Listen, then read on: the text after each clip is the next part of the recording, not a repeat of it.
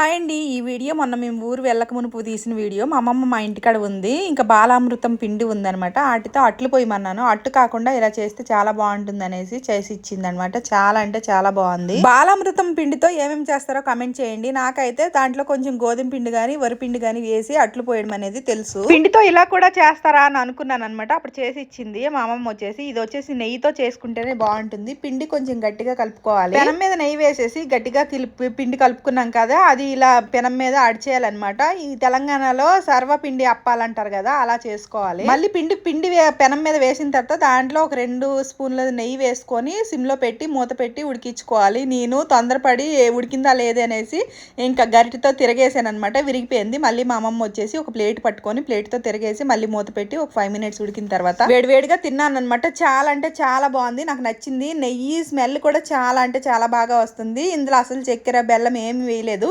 చిటికెడు కొంచెం సాల్ట్ వేసుకున్నాము. అలా గట్టిగా కలిపేసి ఇలా పెనం మీద పెట్టేసింది అనమాట. టేస్ట్ విషయానికి చాలా బాగుంది. మీకు కూడా నచ్చినట్టయితే లైక్ చేసి షేర్ చేసి సబ్స్క్రైబ్ చేసుకోండి. ఇంకా వీటితో ఏమేమి చేస్తారు అనేది కమెంట్ చేయండి. ఇంకొంచెం పిండి ఉందనమాట. రోజు ఒకేలాగా తినలేం కాబట్టి ఇంకేమేమి చేస్తారు అనేది కమెంట్ చేయండి. నెక్స్ట్ వీడియోలో అది చేసి పెడతాను. Bye bye.